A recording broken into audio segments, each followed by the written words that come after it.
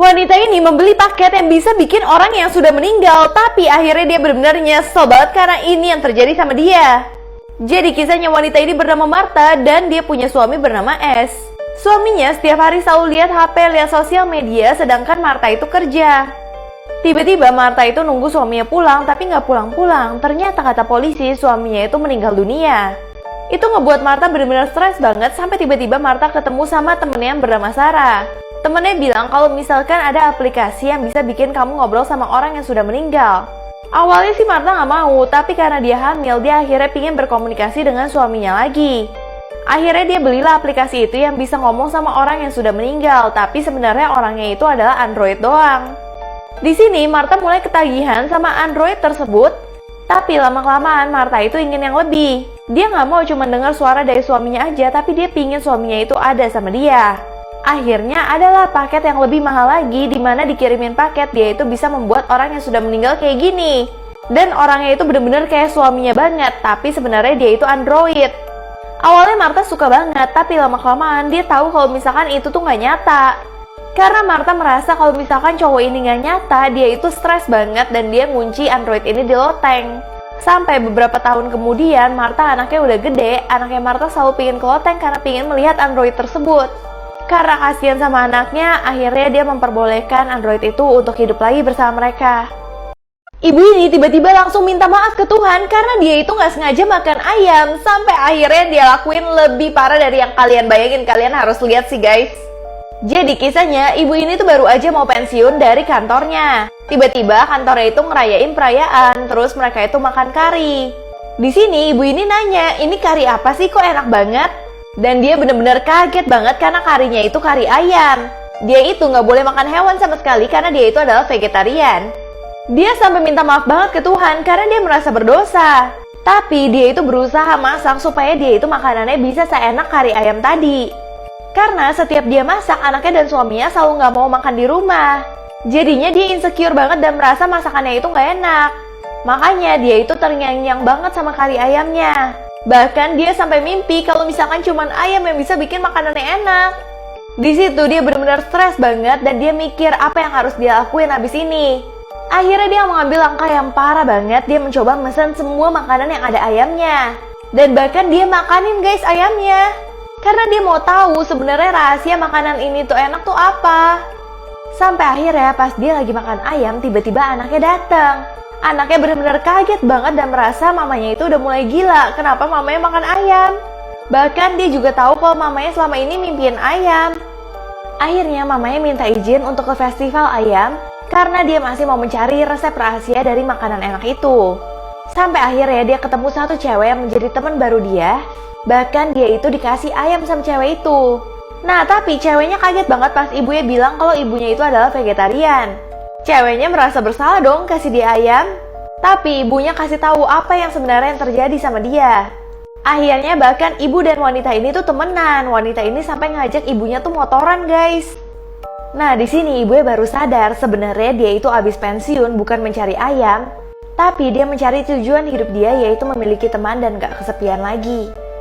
6 suami dari ibunya setelah menikah selalu meninggal sampai akhirnya anaknya tahu rahasia yang sebenarnya.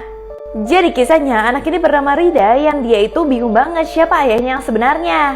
Anaknya tuh bingung banget karena ibunya tuh selalu ganti-ganti suami terus dan dia nggak tahu sebenarnya ayah dia tuh yang mana. Nah yang lebih anehnya lagi setiap ibunya menikah nggak lama suaminya itu akan meninggal dunia. Jadi anak ini tuh sering banget ke kuburan. Nah suami yang pertama itu tuh baik banget tapi tiba-tiba meninggal begitu aja. Pas anaknya tanya kenapa ibunya tuh nggak mau ngomong. Akhirnya ibunya ketemu sama suami yang kedua. Tapi suami ini tuh rada galak banget. Gak lama setelah itu suami ini meninggal juga. Nah sayangnya si ibu itu tuh gak kapok sama sekali. Dia terus mencari suami untuk memenuhi kebutuhan dia. Akhirnya dia ketemu lagi sama suaminya nih yang ketiga. Tapi suaminya itu ketahuan selingkuh. Namun anehnya ibu ini tuh gak marah sama sekali. Malah dia senyum-senyum aja. Nah itu juga ngebuat suaminya tuh bingung banget kenapa dia gak marah ya. Nah bahkan setelah itu suaminya tuh udah gak mau selingkuh lagi dan jadi baik banget sama istrinya. Dia langsung kasih istrinya bunga supaya istrinya tuh maafin dia dan ternyata istrinya tuh langsung maafin dia. Namun setelah itu suaminya mengalami kecelakaan mobil dan meninggal lagi. Sampai si Rida itu udah capek banget ke kuburan karena setiap suami dari ibunya selalu meninggal aja. Bahkan ibunya gak kapok-kapok punya suami sampai ini adalah suami ke-6. Rida udah pengen kabur dari rumah karena dia gak sanggup lagi sama apa yang dilakukan ibunya. Sampai tiba-tiba Rida melihat ibunya lagi naruh sesuatu ke makanan milik suaminya.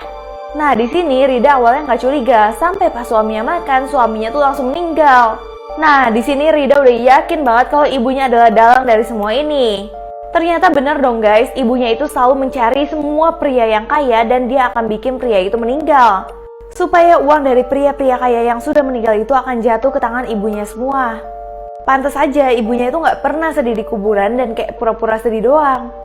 Rida pun gak sanggup banget tinggal sama ibunya yang jahat dan akhirnya dia memilih untuk pergi meninggalkan ibunya. Lagi rebutan remote TV, tiba-tiba kakak adik ini malah masuk ke TV hitam putih. Jadi kisahnya kakak adik ini tuh sering banget rebutan remote TV sampai remote-nya itu rusak.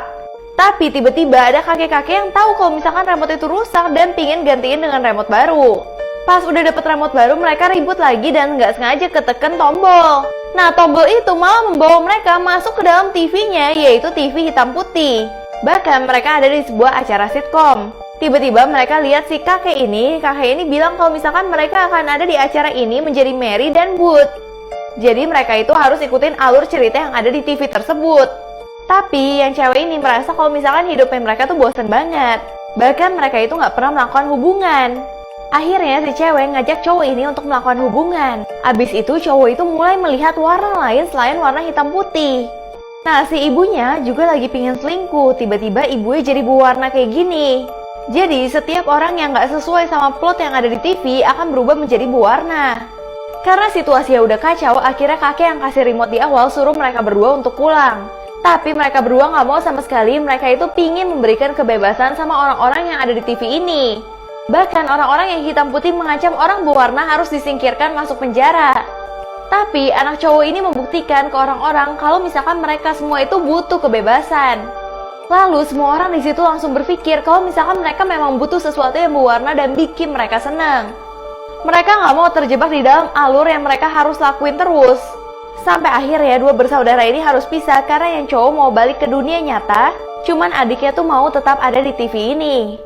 Akhirnya setelah yang cowok itu pakai remote itu untuk kembali ke dunia nyata, dia menonton tayangan sitkom ini tuh suka banget karena nggak lagi hitam putih tapi berwarna. Dan bahkan orang-orang di dalamnya juga memiliki hidup yang berwarna. Cewek ini dibohongin sama kakaknya bilang kalau misalkan dia mens, dia berarti bakal meninggal dunia. Sampai akhirnya ini yang terjadi guys. Jadi kisahnya anak ini bernama Kelly yang dia itu selalu gak akur sama kakaknya. Mereka itu sering banget ngeprank-ngeprank gitu guys. Sampai tiba-tiba kakaknya ngelihat dia tuh kayak kaget banget. Nah Kelly pertama-tama kesel dong. Sampai akhirnya Kelly ngelihat di sofa tempat dia dudukin, itu isinya udah merah semua. Kelly nggak tahu apa yang terjadi, tapi kakaknya bilang kalau misalkan itu tandanya kamu akan meninggal dunia. Kakaknya bilang kamu itu udah kehabisan banyak darah, jadi ini adalah hari-hari terakhir kamu. Nah, Kelly yang nggak ngerti apa-apa soal menstruasi, dia itu percaya aja sama kakaknya. Bahkan Kelly juga curiga kenapa kakaknya jadi baik banget sama dia. Jadinya Kelly yakin kalau misalkan Kelly memang udah mau meninggal dunia, makanya kakaknya baik banget nih. Di sini Kelly stres banget tapi kakaknya bilang nggak usah ngomong ke orang tua kita, nanti orang tua kita sedih. Akhirnya Kelly ngumpetin itu semua padahal kakaknya tuh cuma ngeprank doang. Sampai Kelly tambah lama tuh tambah sedih banget karena ini adalah hari-hari terakhir dia dalam hidupnya. Tapi kakaknya selalu ada buat Kelly dan Kelly jadi merasa nyaman banget. Sampai suatu hari dia melihat ibunya, dia udah nggak sanggup lagi. Karena sebentar lagi hidupnya bakal berakhir. Sampai tiba-tiba ayahnya Kelly melihat hal ini dan nanya apa yang terjadi sama Kelly.